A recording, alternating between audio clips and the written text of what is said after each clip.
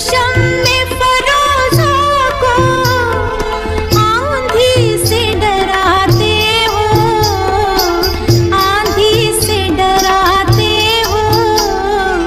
इस शम्मे फरोज़ा के, इस शम्मे फरोज़ा के परवाने हजारों हैं।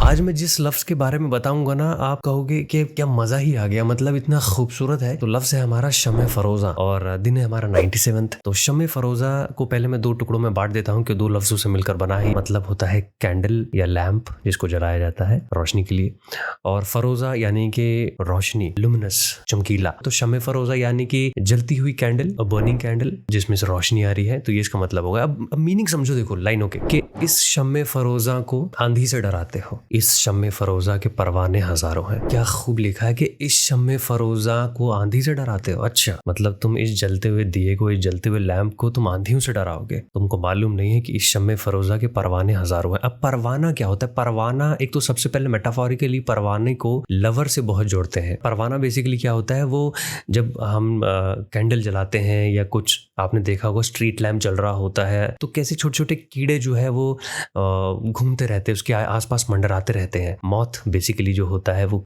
सर्च करोगे मिल जाएगा, तो उसे परवाना कहते हैं। तो परवाने को हमेशा जोड़ा जाता है इश्क से, आशिक से, सॉरी।